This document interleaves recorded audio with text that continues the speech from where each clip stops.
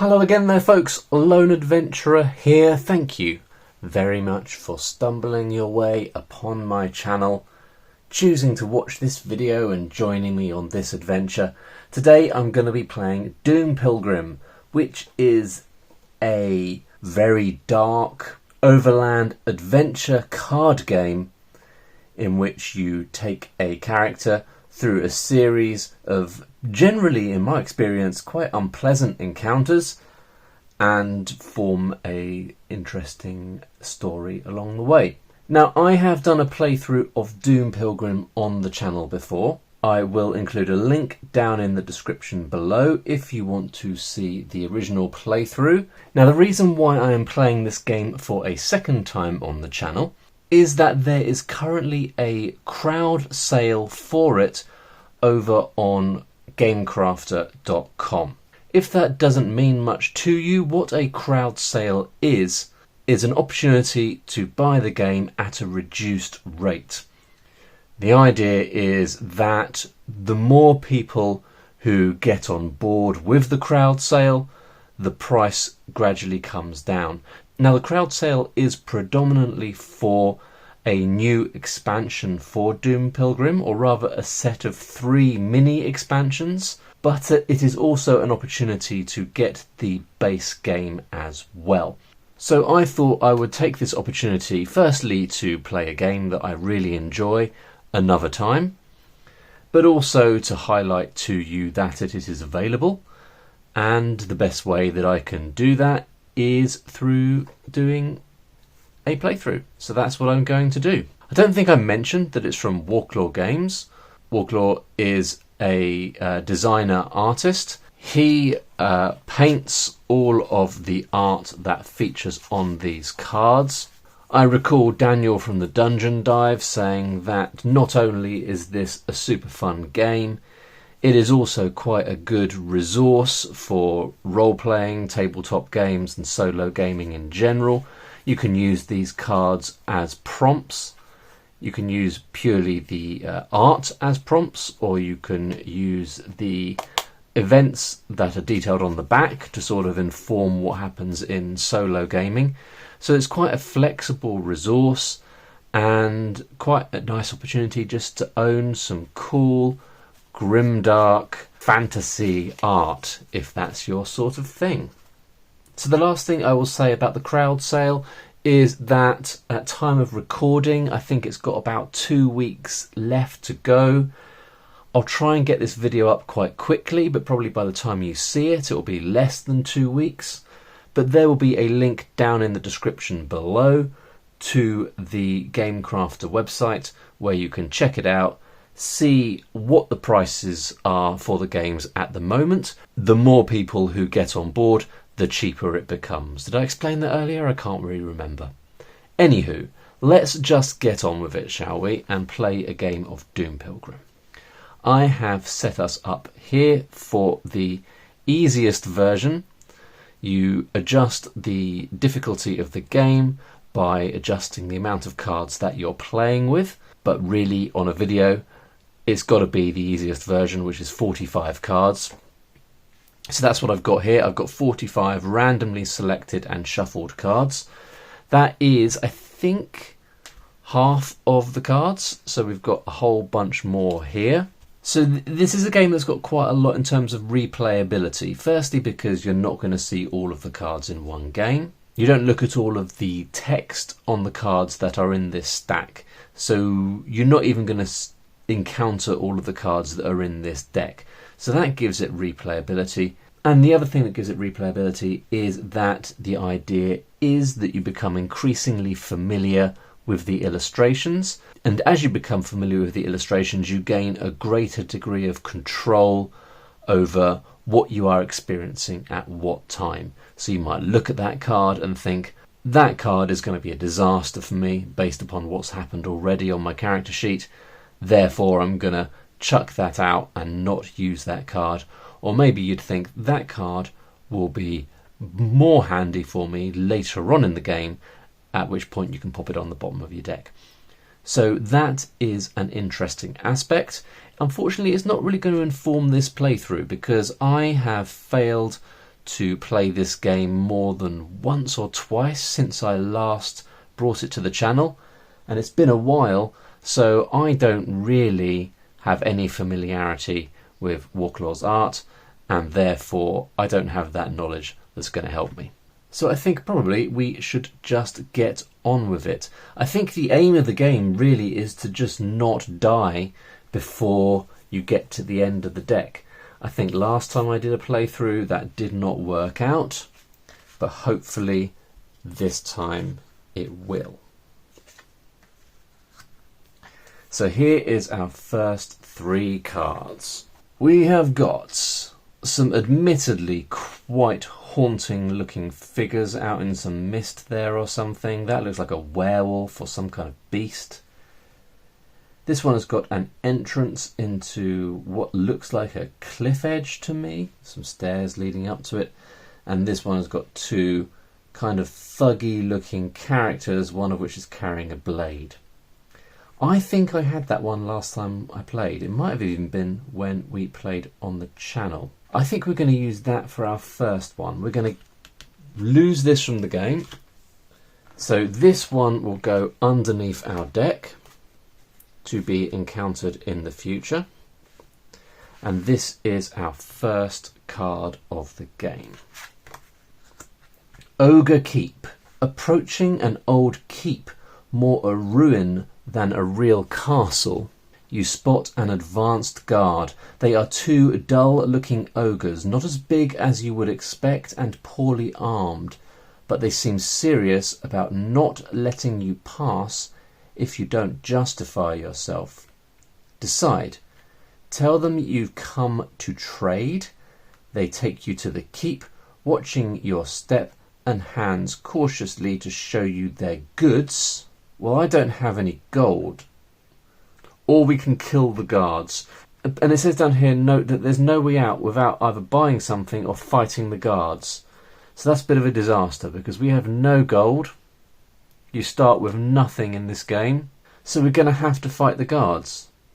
So that was probably quite a bad choice. Although we kill the guards, we gain 1 wound plus a monster trophy. So we do get a positive thing out of it. And then you can bring carnage to the small keep with the help of the slaves. The slaves? 2 more wounds acquired plus all the goods above and 3 gold. That's bonkers. Or just continue on your journey. So we could come out of this with 3 wounds. You die if you hit 5 wounds. And then we could take all of this cool stuff. Oh, it's tempting, isn't it, to have just like a crazy game where I gain 3 wounds on the first round. But I'm going to be sensible. I'm just going to kill the guards. We will gain 1 wound. A monster trophy, ogre skulls. So we've probably got a monster trophy section here. Here we go. Hopefully something positive will happen because of the ogre skulls. I'm not going to clear out the rest of the keep. I'm not going to go on a killing spree.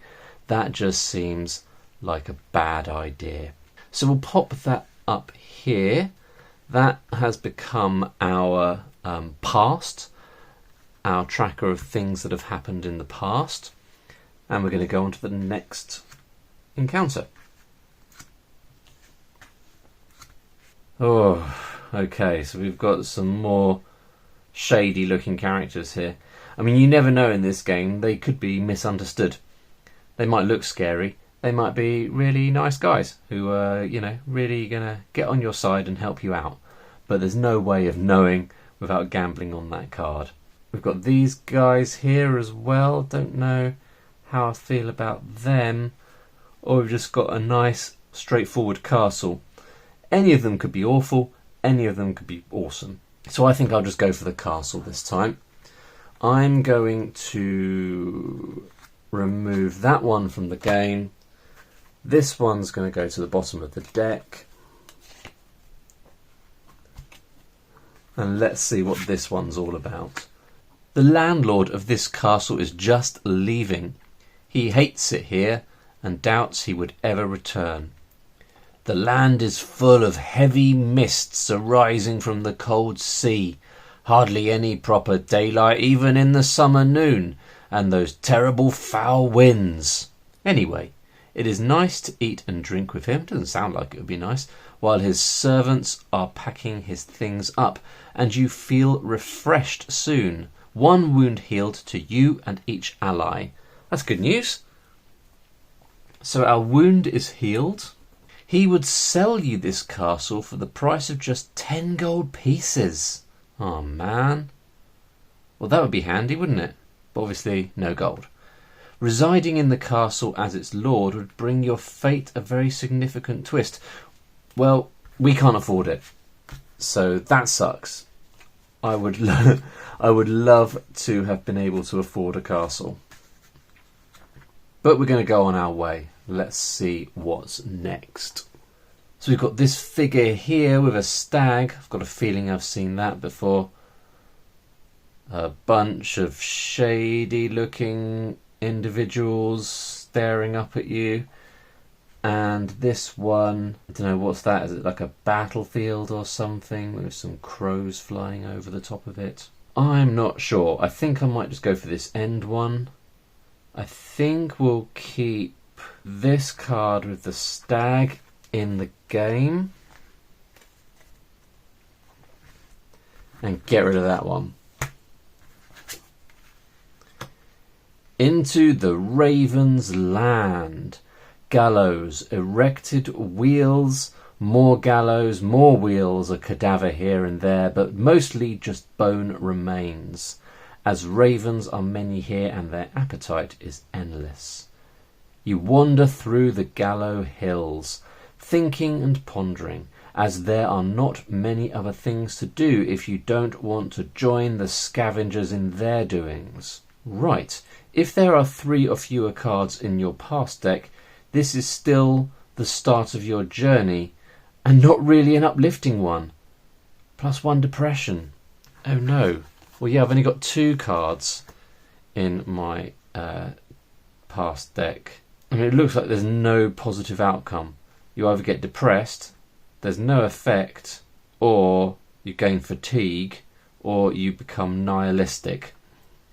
I suppose the only benefit to this card would be the no effects if you're just looking for a break and you've got between 4 and 10 cards in your past, then you can just wander around and it doesn't affect you. But unfortunately, because it's early on in my journey, it has made me somewhat depressed. I think depression will be listed in this psychic drops section here. If I become depressed 3 times, then the game will be over. But let's carry on.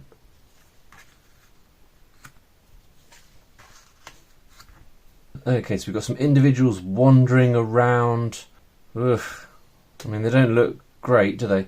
2 figures out near a tree and a sort of a castle with a figure in the foreground. I think... Do you know what? I think we're going to go for these guys. I'm going to get rid of that one. This castle's going to go to the bottom. Let's check these fellas out. Goblin Den. All these creatures would be almost cute if only they were not terrorising the local area with their raids for fresh flesh. Unlike humans, they have never adopted grain growing or other civilised ways of livelihood. But you have not come into their cave to teach them farming. You bring a different lesson. Goblins are primordial beings, immune to human magic. No magic weapon will help, so I'm going to have to fight them. And as they are small, only leg armour would help you against their knives. You will acquire 2 wounds cleaning the cave from them, decreased by 1 if you have leg protection. So we've got some wounds. But luckily I'd healed 1, and we are getting some loot here. So we survive, and therefore we're going to gain 3 gold pieces, some goblin skins, and a big bag of pepper. Bit wet. Goblins love their food nicely seasoned. Okay, so let's pop that on. We've got 3 gold. Goblin skins. and some pepper. Where are we going to put pepper? Provisions, I guess. What more? You managed to free a prisoner who should have ended as the food we just talked about. His gratitude is endless, and he swears he will serve you as your guardian to his very death. In the end, after the goblins ate his family, dark, he could hardly return to simple living. He seeks oblivion in the swarm of adventures and carnage. Fantastic. So we've got a devoted bodyguard, Rupert. Where are we going to put that? Companions, I guess. When you get wounds, you can distribute them between yourself and this companion, even if they would kill him. So he can take 3 wounds. So I might just make a little wound tracker here.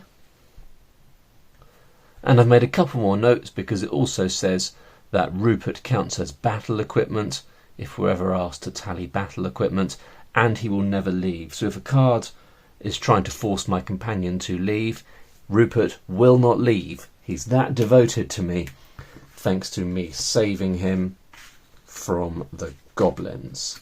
That's pretty cool. So do we want these spidery guys, this flying monstrosity, or this fella holding some kind of weapon? I mean, they all look awful, don't they? I'm going to put that out of the game, this one under the deck, and we'll check out these spider guys. Huge spiders. My goodness. And I don't know how I thought this was going to go, but it seems bad. A pack of awfully huge spiders descended from a nearby tree. They have just spotted their prey, and unfortunately it's you. If you have a mule, it gets scared and runs away. We do not have a mule. Now, if you're a werehawk, I'm not a werehawk, if you at least have a werehawk beak, I don't have a werehawk beak, if you have some leg armour, don't have leg armour, otherwise their bites during the fight bring 1 wound and the poisoned status to you. Each 7th turn generates another 1 wound till you are healed, dead, or you win. I guess by healed it means removing the poison status. We haven't got a specific poisoned section, I don't think. So we'll put poisoned down here, and we'll make a little tracker. There we go. And when that fills up, we'll take a wound, and then we need to keep doing that until we are healed. But we've taken a wound straight off the bat, so that's 3 wounds we've got now. I probably need to start trying to avoid situations where I might get injured. Killing them, not just repelling them, brings a monster trophy. Well, I think I've killed them, haven't I? Because we're fighting. Okay, so the werehawk beak, you're able to repel them, but that's not fighting them. We fought them. Okay, I mean, the fact that I'm building up all these monster trophies is a clear indicator that I'm pretty kick-ass. But probably I should ease off anything that looks like it could kill me for a little bit. They look bad. I've had that before. I think that card ended me on the last playthrough. I mean, these all look pretty bad, don't they? These could all be a disaster. I'm going to lose the dogs. Put that one... No, do you know what? I'm going to put that one underneath. And we're going to have this one now. Oh, I think I've had this one before as well. You've met a group of highly armed outlaws, almost an army, so you would have no chance to beat them. And if you want to flee, only riding a flying animal, some kind of magic horse, or another super special means of transport can help you. Otherwise, the warlord of the group is making you an offer you cannot refuse. In a wheezing voice that reveals vocal cord injuries or even some harder malformation behind the scary helm, he describes your new job opportunities. Choose one or both. 1. Oh man, there's more wounds, isn't it? This is all wounds. It's not going to be a very long playthrough, mainly because of my knowledge of these cards, my weak knowledge of these cards. So these are my options. Do a one-off job for them, joining the party for a raid against a manor of a noble. Okay, well, that'd be 2 wounds. I can't take 2 wounds, I'll be dead. Although I could give the wounds to Rupert, couldn't I? I could have given the huge spider wound to Rupert as well. We could do that. We could just let Rupert take the hit. Because otherwise you have to work as a full-time mercenary, and then every 3rd turn you are called to do a small job or even do a quest on your own, acquiring 1 inevitable wound. And that just keeps on going. So this one would get it out of the way. Let's do that. Rupert is going to join me on this one-off job. We're going to join the party, raid the manor of a noble that another noble who is paying us does not like. Unfortunately, during this raid, Rupert gains 2 wounds. But we get 5 gold. And Rupert is happy for me to keep all 5 gold, believe it or not. In both cases, you get an outlaw badge that prevents you from trading in towns. You can still trade with dubious individuals in slums or out of civilization. Where's that going to go? Here. So we're now an outlaw. So no trading in towns anymore, which is a shame, but at least we don't have to think about helping the mercenaries anymore. Right, we've got another castle here with possibly a figure in the foreground. I'm not sure what's going on in this one. Some trees maybe, a building in the background, and then this one looks like a prison of some kind. I think we will go for the middle one. Maybe put this prison one at the back of the deck. Get rid of that one. Abandoned ruin. In the wake of a period of bad weather, it's finally nice today. No severe coldness, no foul winds, and you can almost feel the sun behind the clouds. This sounds like good news, doesn't it? Alright, that one there. Just trying to remember what it looks like for future playthroughs. Leisure travelling has still not been invented, but if something should resemble such a thing, this would be it. An abandoned ruin with no presence of evil inside, if you yourself are not the evil presence. I don't think I am. And yet, a small thing is crawling behind you when you stroll through empty rooms. A rat? A cat? If you have a dog, we don't have a dog. Whispering cat. During nights, she whispers prophecies in your ears. You can disregard it as a normal dream for maintaining your sanity, but any time you accept such a prophecy, do as follows. Increase your confusion or mind disruption or insanity by 1. You choose which one. Turn the cards from which you are about to choose your move during this turn so that you can see their texts, but do not linger with reading them. As you reveal the last one, start turning them back, starting with the first again in a relaxed but not very slow manner. So you see a hint, but you don't have time to read all of it. Very interesting. So that seems to me like a companion. Yep, I'd say so. So we've got the whispering cat. So I might, rather than writing notes here for that one, I might just pop this card here. Oh, but I don't know if it's important to keep it in order in the past, in your past. I think it might be. Okay, so whispering cat. I'll just write a little note here. So I don't know whether you're only allowed to have one of each kind of companion. I think that might be the case now, because we've got this animal logo here, this animal icon, a human icon there, and a sort of a steed, a mount icon up here. So I'm guessing you can have one animal companion, one human companion, and one steed. Might be wrong, but that seems to be the case. So that's quite handy, I think.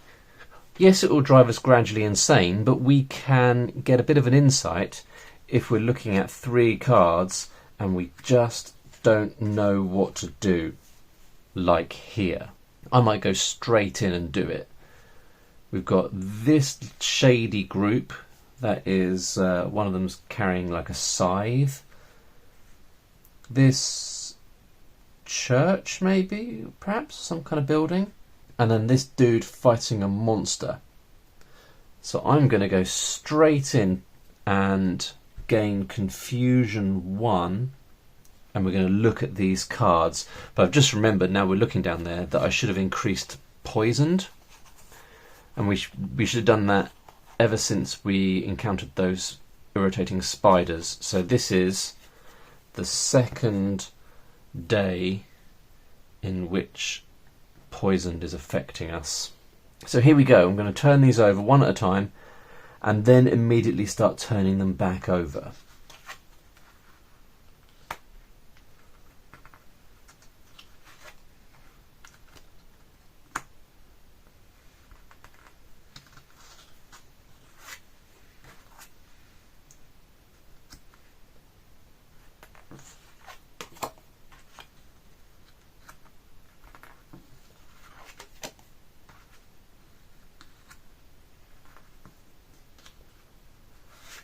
God, that was really hard.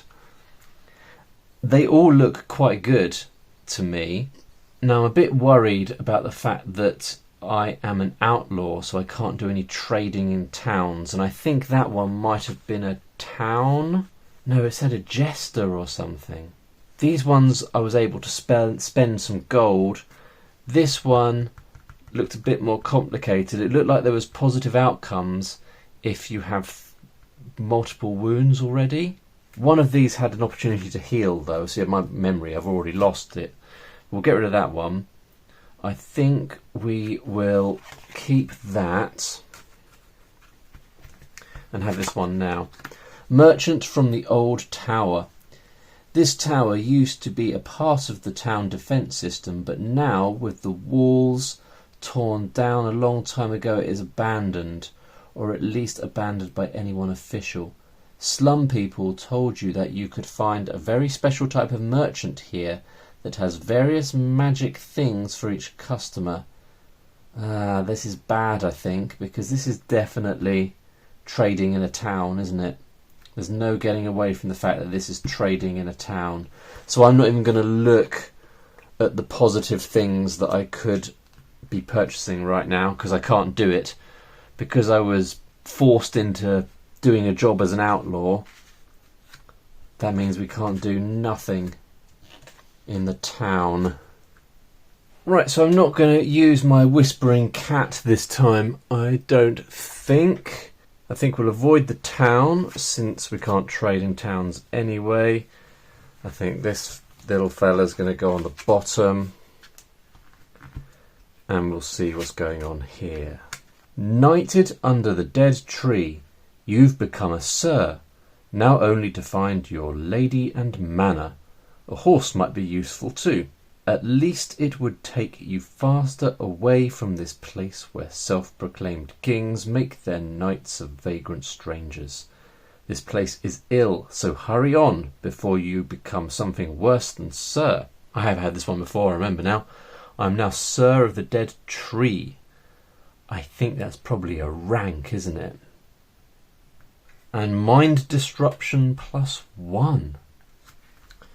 So we've got a sort of an Undertaker looking guy. This dude on a throne that is guarded by someone unpleasant looking, and a sort of a nondescript castle with a few bats flying around. Let's get rid of that one. Keep that one. Let's see what's going on here. Tower of the Vampires. High in the mountains, a vampire fort towers, the manor of Count Dracula, the master of all vampires himself. If you have not climbed, but have come flying on the back of a giant bat, well, I haven't come flying on the back of a giant bat, have I? Otherwise, vampires will never crown you their master. Oh, okay. So basically, if you see this card and you are on the back of a giant bat, go time. But we're not. So the vampires will never crown us as their master, though it does not mean you couldn't seize Dracula's crown, at least as a valuable trophy, if you catch him and defeat in his room. See how high you can get in the tower. Leave any time after cleaning level 1. But if you've not crushed them all, they hunt you on your escape, bite you, put the vampire curse on you, see below. Ugh. Okay, so we have to have a skirmish at the gate. Then the lower floors, we would gain a wound. You gain a wound at each stage, at which point we could leave, but we would get the vampire curse. Then a chamber where you get another wound. This is ridiculous. And then in a throne room, you need a magic weapon. 2 wounds. Well, that's insane, isn't it? Fine. So we're going to have the skirmish at the gates. Old Rupert is going to take one final wound. We gain a gold piece. Rupert is no more. Then in the lower floors, we're going to gain another wound, taking us to 4 wounds, and we get another 3 gold, taking me to 12. It'd be nice to be able to spend this at some point. And then we're going to leg it, because any more and we'll die, obviously. We gain the vampire curse. The vampire curse, if there is not at least a small bloodshed every 3 turns, 1 wound to you. I've put a little note down here, but then realised that we've got a curse section, and if you have 3 curses, then it's game over. So I'll replicate the vampire curse over here, but I'll track it down here since I've put it there already. Brutal.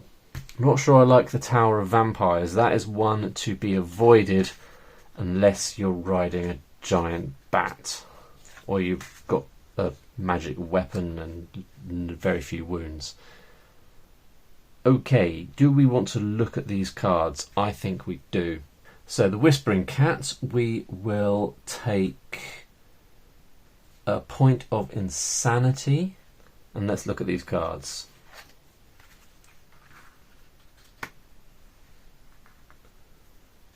That was tough. This one definitely, there's a chance of gaining wounds, so I don't think I can risk that. I can't even remember what was on that one now. This one looked like it wasn't going to result in injury, so let's give this one a go. What kind of inner demons are chasing you throughout the world that you can ever come to such detached and cold places?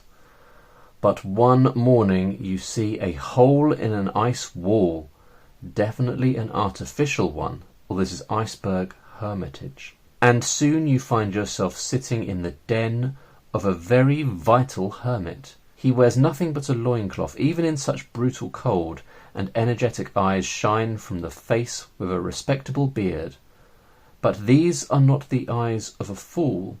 This is a sage for sure. My elk left last week. My bear hasn't come here for a whole month, and it is a whole year to this very day since the snow monkey whom I called my sister said goodbye to me, departing for higher, even more severe places, and now I see it clear. The time has come for me to leave too, but not for even deeper wilderness. No, I am to bring my wisdom that spouted in seclusion to mankind. Yes, if I do it alone, they would throw things at me for sure, heavier, harder or sharper, depending on their mental level. But with you as my companion, the mob will not dare to lynch me. Ha ha! Will I accept the cheerful philosopher as your companion? Every 3 turns with him, a psychic drop of your choice is healed, but all buying in towns or villages is 1 gold higher, and all sellings 1 gold lower, as people are sceptical about your too wise party. Well, that seems fairly reasonable. I should have increased the poisoned thing, shouldn't I? This is going to kill me pretty soon. How many should we have done? 1, 2, 3, 4, 5. Oh no, we're going to die from spider poison. 1, 2, 3, 4, 5. We've got 2 more cards before we die. Okay, so we'll take him on, since our devoted bodyguard Rupert sadly died. And so he's going to help us out once every 3 rounds. I will try my level best to remember that.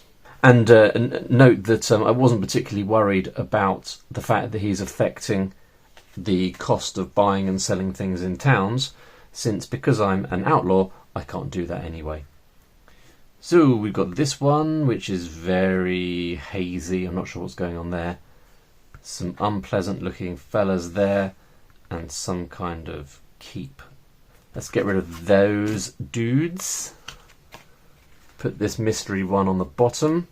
See what's going on here. Well-guarded passage. A line of steep mountains goes from the northern icebergs to the shores of the parched south, as a natural and almost uncrossable border between two kingdoms. Almost, as there is a pass. But it is heavily guarded by a system of forts, making the border uncrossable at all if one is not allowed. If you want to cross, you would leave behind the whole one kingdom for good, as the guards are not going to let people stroll through forth and back just for fun. Conditions for crossing. Pay 1 gold. Having no killer or blasphemer badge. That's true. Not being an outlaw. Oh, I'm an outlaw. Oh, they also buy monster trophies here. 2 gold each. And offer basic medical aid to monster hunters. Oh my goodness. 3 gold, and then you heal 1 wound or poisoned status healed. So I think I can only do it once, but that is awesome. I can sell, let's sell our spider legs. That seems quite fitting. And that will gain us 2 gold.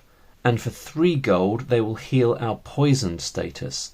So that means I'm going to be down 1 gold and I'm no longer poisoned. That is brilliant news. I mean, it'd be better news if we could heal some wounds here, but it looks to me like you can only do it once. 3 gold, 1 wound or poison status healed, 1 time for a man. So I think that means you can just do it once. So we didn't get to pass through into the other land, but we did get to remove poisoned, and not a moment too soon, I would say.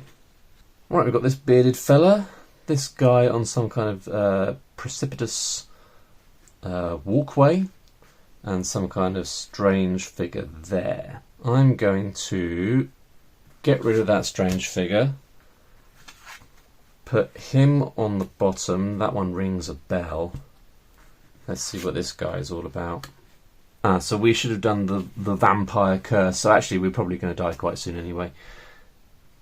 So we need to have bloodshed. Oh no. So we probably should have had bloodshed then. If we don't have bloodshed on the next card, we will suffer a wound because we're a vampire. We need blood. Anywho, Hermit from the Grey Valley. Hey you, who do you think you are? A brave warrior?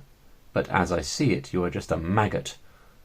A great alchemist, maybe? The one who knows the most secret arcana? Well, more likely, you're just a pile of shit. Or do you think you're a reformer, saviour of our miserable society? Heh. Pig vomits and feces are way better than you. This is lovely, isn't it? And you know what?